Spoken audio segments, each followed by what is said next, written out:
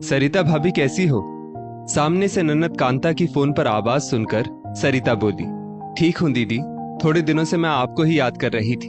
काफी समय हो गया है आपको यहाँ आए हुए। कांता बोली, तुम तो जानती ही हो भाभी, एक ही बहू है मेरी, उससे भी बहुत परेशान हूं मैं। फिर तुम्हारी तो दो दो बहुएं हैं। तुम्हारे यहाँ आने की इच्छा तो मेरी भी बहुत होती है, मगर यही सोचकर नहीं आती कि जब मैं मेरी एक बहू से परेशान हूं तो तुम्हारी तो फिर भी दो दो बहुएं हैं।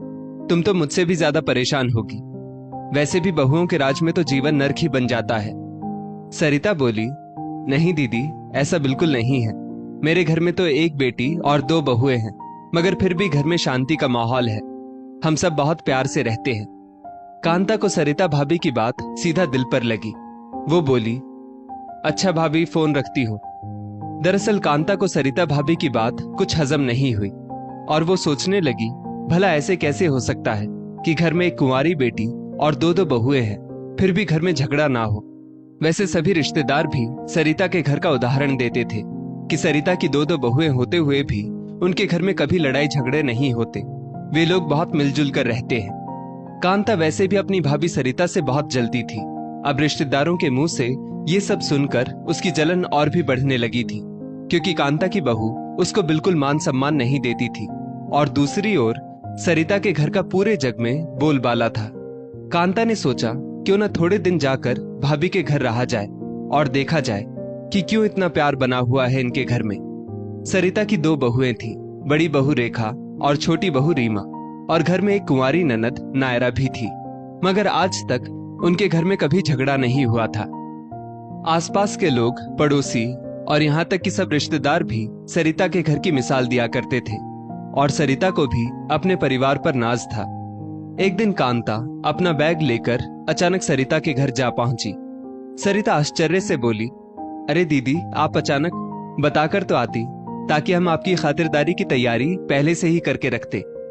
कांता तो अचानक आकर सरिता भाभी के घर का नजारा देखना चाहती थी, इसीलिए बताकर नहीं आई थी। कांता बोली, भाभी, आपको सरप्राइज देना चाहती थी, बस, और कुछ नहीं।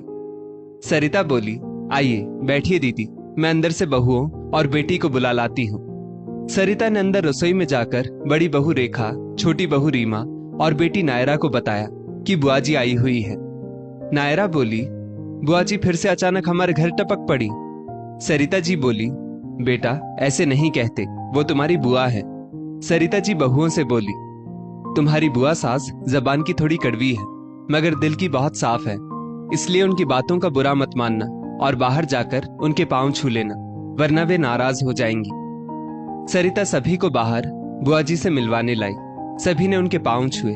छोटी बहू रीमा बुआ जी से बोली, बुआ जी, आप सफर से थक कर आई हो, मैं अभी आपके लिए चाय नाश्ता लेकर आती हूँ। बड़ी बहू रेखा बोली, बुआ जी, अच्छा किया जो आप यहाँ चली आई, मम्मी जी आपको बड़े दिनों से याद कर रही थी। कांता बोली, परायों को कौन याद करता है भला, और बहू, तू तेरी सास की ज्यादा तरफदारी मत कर, मैं अच्छे से जानती हूँ तेरी सास को। नायरा बोली, बुआ जी, आपने तो आते ही मजाक शुरू कर दिया। सरिता बोली, दीदी आप चाय नाश्ता कर लीजिए, फिर मैं आपको आपका कमरा दिखा देती हूँ। कांता बोली, भाभी, इस बार जो भी कमरा दो अच्छे से सफाई करवा कर देना, और हाँ, उसमें मच्छरदानी भी लगवा देना, आपके घर में मच्छर बहुत हैं। सरिता कांता को उनके कमरे में ठहरा देती है। इसी तरह 2 दिन बीत जाते हैं। कांता सभी को हंसते खेलते देख सोचती है, 2 दिन हो गए मुझे यहाँ आए, मगर इन लोगों में तो कोई लड़ाई ही नहीं होती। सभी लोग एक दूसरे से इतने प्यार से बात करते हैं कि कोई किसी की बात तक नहीं काटता। कांता को ये सब देखकर बहुत जलन महसूस हुई। वो सोचने लगी कि उसके दिल को तब तक शांति नहीं मिलेगी जब तक यहाँ कोई हंगामा ना हो जाए। वो मन ही मन बोली, लगता है मुझे ही कुछ करना पड़ेगा। सबसे पहले कांता बड़ी बहू रेखा के पास जाती है। रेखा रसोई में खाना बना रही थी। ये देखकर कांता कहती है, तुम अकेली खाना क्यों बना रही हो? तुम्हारी देवरानी रीमा कहाँ है? वो तुम्हारी खाना बनाने में मदद नहीं करती क्या? रेखा बोली, बुआ जी, ऐसी कोई बात नहीं, खाना मैं हर रोज अकेली ही बनाती हूँ। घर में सभी को मेरे हाथ का ही खाना पसंद है, इसलिए रीमा घर के अन्य काम कर लेती है। कांता बोली, अच्छा ये बात है, घर की सबसे बड़ी जिम्मेदारी तेरे कंधों पर डाल रखी है सभी ने मिलकर, तू तो बड़ी समझदार है बहू। लेकिन तेरी देवरानी बड़ी चालाक है। भला दूसरे काम होते ही कितने हैं, झाड़ू पोछा बर्तन कपड़े, और उनमें तो तेरी सास और ननद भी छोटी बहू रीमा की मदद कर देती है, मगर तू सभी के लिए खाना अकेली ही बनाती है। रेखा बोली, ऐसा कुछ नहीं है बुआ जी, मुझे खाना बनाना बहुत पसंद है। कांता मन ही मन सोचने लगी, लगता है यहां मेरी दाल नहीं गलने वाली, मुझे कहीं और से शुरुआत करनी होगी।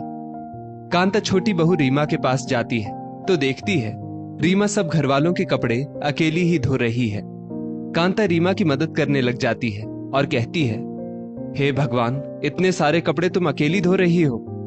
रीमा बोली, बुआ जी आज तो कम कपड़े हैं, वरना रोज इससे भी ज्यादा कपड़े मैं अकेली धो लेती हूँ। कांता बोली, तू कपड़े धोने के बाद झाड़ू पोछा भी तो करेगी, और तेरी जेठानी के तो मजे हैं, वो तो सिर्फ खाना बनाती है। रीमा बोली, बुआ जी भाभी इतना अच्छा खाना बनाती है, इसलिए मैं घर के दूसरे काम कर देती हूँ। बुआ जी वहां से चली जाती है। 2 दिन बाद नायरा पढ़ाई के लिए कॉलेज चली जाती है और सरिता जी कीर्तन में चली जाती है। रीमा झाड़ू पोछा लगा रही होती है कि मौका पाकर कांता जी उससे कहती है, तू बहुत भोली है रीमा, जो घर के सब नौकरानियों वाले काम तू करती है। आज तो तेरी सास और ननद भी नहीं है तेरी किसी काम में मदद करने के लिए, मगर गलती भी तेरी ही है जो अपनी जेठानी को तूने घर की मालकिन बना रखा है। मालकिन जैसे सिर्फ खाना बनाती है वो सबका। एक दिन वो तेरी सास और ननद से कह रही थी, यदि अब से आप लोगों ने रीमा की घर के कामों में मदद की तो मैं आप लोगों का खाना नहीं बनाऊंगी। रीमा वैसे भी काम करते करते थक गई थी, ऊपर से बुआ सास की ये बातें, वो भी गुस्से में बोली, क्या ऐसा कहा भाभी ने?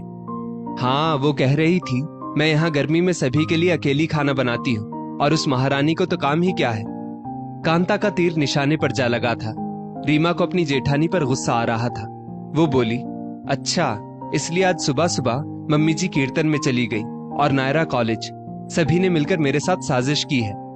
अब कांता रेखा के पास रसोई में जाकर बोली, रेखा तुम्हारी देवरानी मुझसे कह रही थी भाभी ने मुझे घर की नौकरानी बनाकर रखा है और खुद मालकिन बनकर बैठी है। रेखा भी गुस्से में बोली, क्या रीमा ऐसा कह रही है? कांता बोली, बहू तुम्हें मेरी कसम, मैंने तुझे बड़े विश्वास से ये सब बता दिया, मेरा नाम बीच में नहीं आना चाहिए। थोड़ी देर तो घर में चुप्पी का वातावरण रहा, फिर अचानक रीमा की आवाज बुआ जी के कानों में गूंजी। रीमा अपनी जेठानी रेखा से कह रही थी, भाभी आपको सिर्फ घर में खाना बनाना होता है और मुझे घर के दूसरे बहुत सारे काम करने होते हैं, और उनमें अगर मम्मी जी और नायरा मेरी मदद कर देते हैं तो आपको जलन क्यों महसूस होती है? आप तीनों ने मिलकर एक टीम बना ली है ताकि मुझे इस घर की नौकरानी बना सको। रेखा बोली, मैं सभी का दोनों समय का खाना बनाती हूँ रीमा, अगर तू काम करती है तो मैं भी कोई खाली नहीं बैठी रहती, जो तू अपने आप को नौकरानी और मुझे मालकिन बता रही है। दोनों बहुओं की तू मैं सुनकर कांता के दिल को बहुत सुकून मिला। वो सोचने लगी, सरिता भाभी को बड़ा नाज था अपने परिवार पर, आज मैंने उनका ये घमंड चकनाचूर कर ही दिया। उतने में सास सरिता और बेटी नायरा भी आ जाते हैं। सरिता दोनों बहुओं को झगड़ते देख कहती है, ये क्या हंगामा मचा रखा है तुम दोनों ने घर में? रीमा और रेखा चुप हो जाओ, बाहर तक तुम्हारी आवाजें जा रही हैं, लोग क्या सोचेंगे? रीमा बोली, मम्मी जी आज लोगों को भी पता चल जाने दो कि मेरी सास ननद और जेठानी कितनी चालाक है। नायरा बोली, भाभी आप दोनों की लड़ाई में आप मुझे और मम्मी को बीच में क्यों घसीट रही हो? रीमा बोली, तुम सब मिलकर मुझे घर की नौकरानी बनाना चाहते हो तो तुम लोगों को बीच में लाऊंगी ही ना मैं। कांता सभी को झगड़ते देख मन ही मन बहुत खुश हो रही थी और उसके कलेजे को ठंडक महसूस हो रही थी, मगर झगड़ा इतना बढ़ गया कि रीमा बोली, कांता बुआ ने खुद अपने कानों से बड़ी भाभी को कहते सुना था कि अगर आप लोगों ने घर के कामों में मेरी मदद की तो भाभी आप लोगों का खाना नहीं बनाएंगी। सरिता बोली, ये क्या कुछ भी बके जा रही हो छोटी बहू, रेखा हमसे ऐसा क्यों कहेगी? अब सबकी नजरें कांता बुआ को देखने लगी। कांता अपने बुने हुए जाल में खुद ही फंस चुकी थी। उसकी समझ में नहीं आ रहा था कि क्या बोले। रेखा बोली, बुआ जी मैंने ये सब कब कहा था बताइए? अच्छा अब समझी, आप जब से यहाँ आई हैं तब से हम दोनों देवरानी जेठानी को एक दूसरे के खिलाफ भड़काने की कोशिश कर रही हैं। अब हम सब समझ चुके हैं। रीमा को भी अब तक सब समझ में आ चुका था, और सरिता वो तो अपनी ननद की आदत से वाकिफ थी ही। कांता नीचे सिर झुकाए खड़ी थी। सरिता बोली, कांता दीदी, आप जानती हैं आपके अपने घर में ही इज्जत क्यों नहीं है? क्योंकि आप अभी भी वैसी ही है जैसी आप पहले हुआ करती थी। लोगों के घर में झगड़ा करवाना, उनसे जलना, हर वक्त अपनी बहू की बुराई करते रहना, बस इन्हीं आदतों के कारण आज भी आप दुखी हैं। मुझे लगा था आप सुधर गई होंगी, मगर आज आपने साबित कर दिया कि कुत्ते की पूंछ हमेशा टेढ़ी ही रहती है। कांता ने अपना सामान उठाया और वहां से चल दी। किसी ने उसे रोकने की कोशिश नहीं की, क्योंकि कोई नहीं चाहता था कि उनके घर की शांति भंग हो।